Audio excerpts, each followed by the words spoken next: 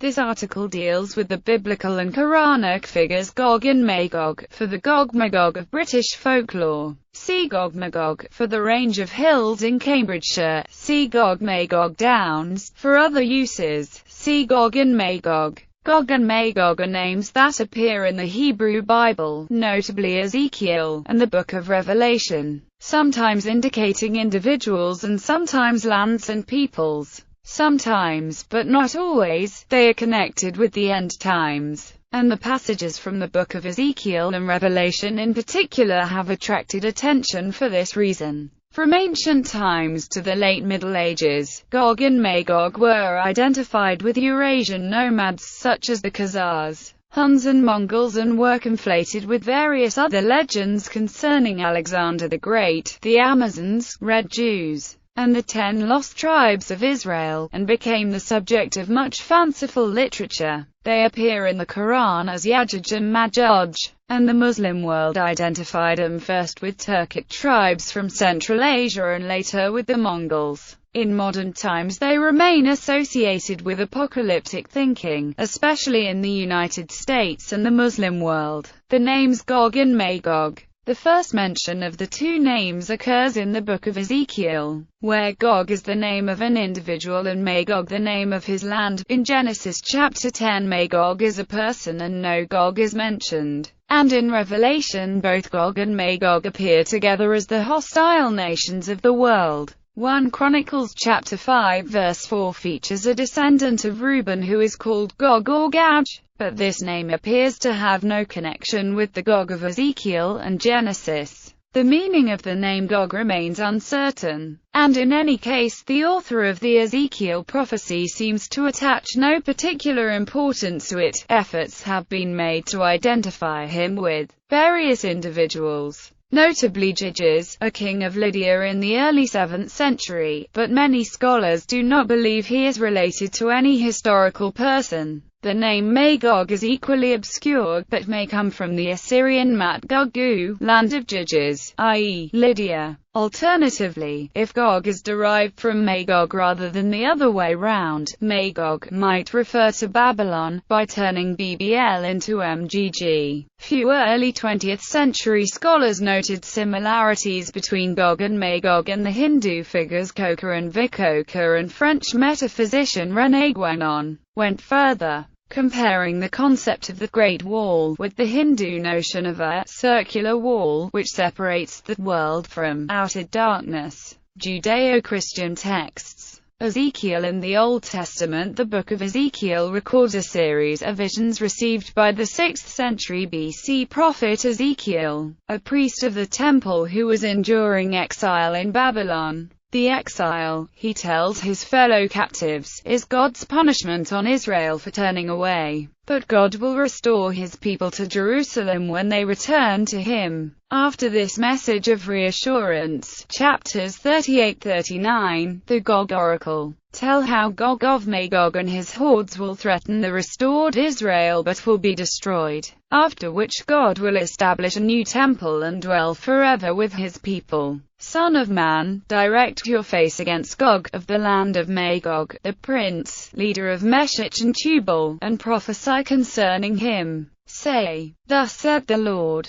behold, I am against you, Gog, the prince, leader of Meshech and Tubal. Persia, Cush and Put will be with you, also Gomer with all its troops, and Beth Togarmah from the far north with all its troops, the many nations with you. In all the books of the Old Testament, Gog appears only in these chapters. Of Gog's allies, Meshech and Tubal were 7th century kingdoms in central Anatolia to the north of Israel. Persia is located to Israel's east, and Cush and Put to the south. Gomer is the Cimmerians, a nomadic people north of the Black Sea, and Beth Togarmah was on the border of Tubal. The Confederation thus represents a worldwide alliance against Israel. Why the prophet's gaze should have focused on these particular nations is unclear, but possibly their remoteness and reputation for violence and mystery, made Gog and his confederates perfect symbols of the archetypal enemy, rising against God and his people. The theological message of the Gog Oracle is that even Gog is under God's will, and its placement before the utopian future of chapters 40 to 48 emphasizes the eschatological character of that event.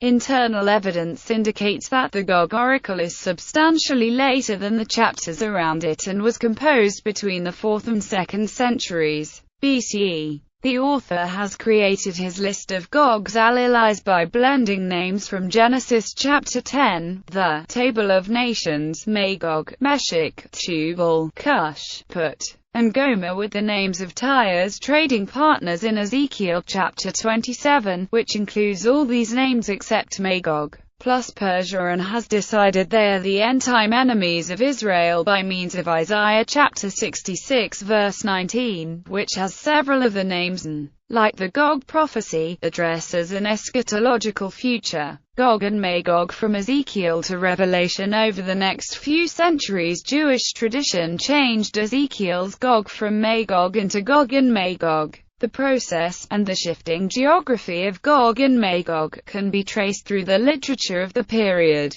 The third book of the Sibylline Oracles, for example, which originated in Egyptian Judaism in the middle of the 2nd century BCE, changes Ezekiel's Gog from Magog to Gog and Magog, links their fate with up to 11 other nations, and places them in the midst of Ethiopian rivers. This seems a strange location, but ancient geography did sometimes place Ethiopia next to Persia or even India. The passage has a highly uncertain text, with manuscripts varying in the groupings of the letters of the Greek text into words, leading to different readings. One group of manuscripts links them with the Martians and Dacians in Eastern Europe, amongst others. The Book of Jubilees, from about the same time, makes 3 references to either Gog or Magog. In the first, Magog is a descendant of Noah, as in Genesis chapter 10. In the second, Gog is a region next to Japheth's borders, and in the third, a portion of Japheth's land is assigned to Magog.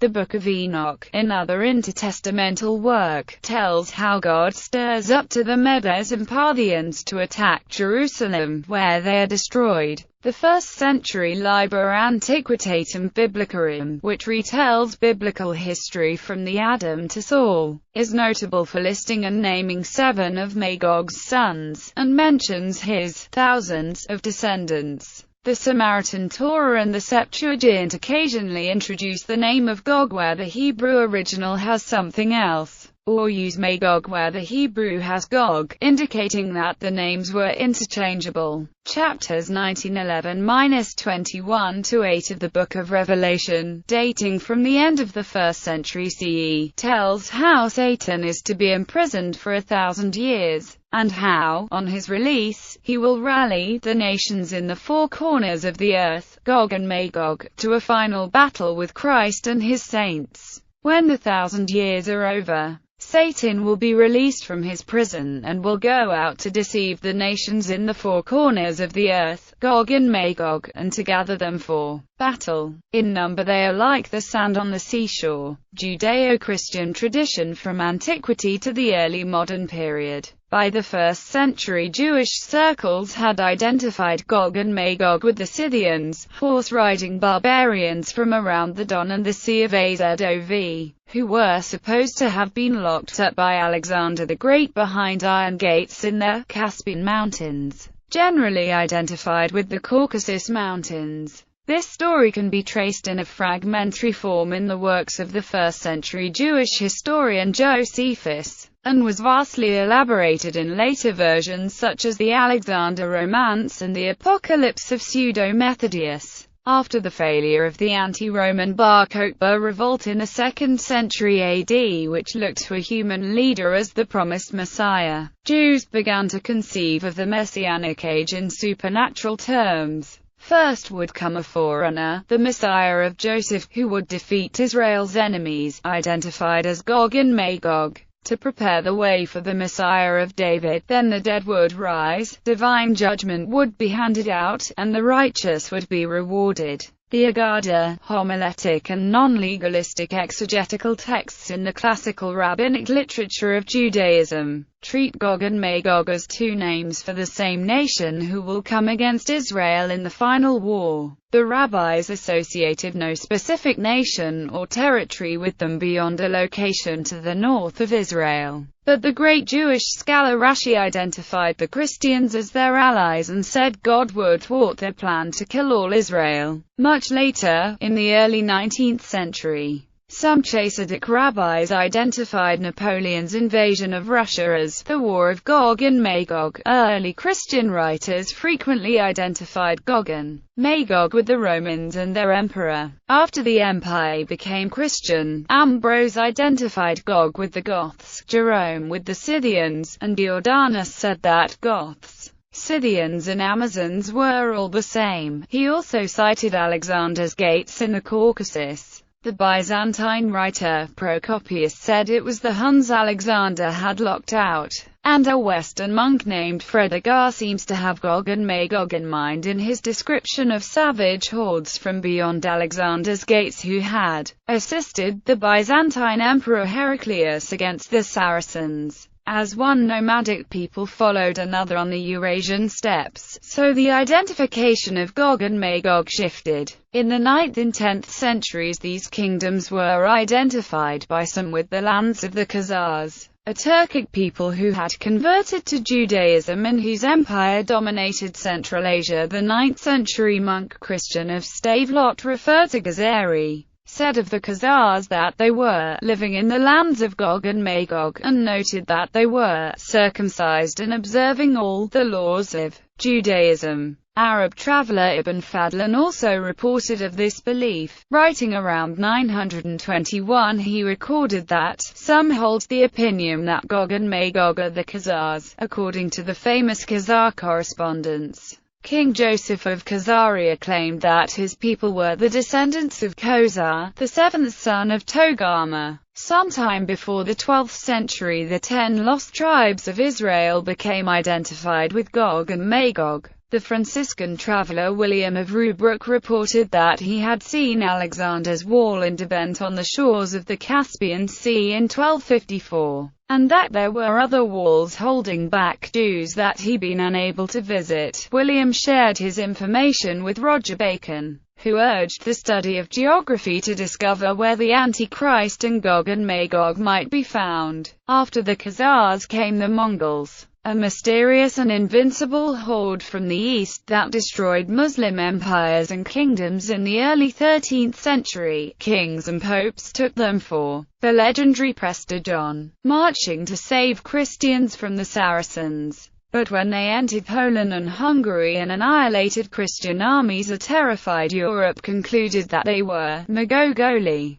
the offspring of Gog and Magog, released from the prison Alexander had constructed for them and heralding Armageddon. As traveller and friar Ricardo da Monte di Croce put it in California, 1291, they say themselves that they have descended from Gog and Magog, and on this account they are called Mogoli, as if from a corruption of Magogoli. Marco Polo travelled in the Mongol Empire when the initial terror had subsided. He places Gog and Magog among the Tartars in Tenduk, but then claims that the names Gog and Magog are translations of the place names Ung and Mongol, inhabited by the Ung and Mongols respectively. Some accounts and maps began to place the Caspian Mountains, and Gog and Magog, just outside the Great Wall of China. The Tartar Relation, an obscure account of Friar Carpini's 1240s journey to Mongolia, is unique in alleging that these Caspian Mountains in Mongolia, where the Jews called Gog and Magog by their fellow countrymen are said to have been shut in by Alexander, were moreover purported by the Tartars to be magnetic, causing all iron equipment and weapons to fly off toward the mountains on approach. The author of the Travels of Sir John Mandeville, a 14th-century bestseller, said he had found these Jews in Central Asia, whereas Gog and Magog they had been imprisoned by Alexander, plotting to escape and join with the Jews of Europe to destroy Christians.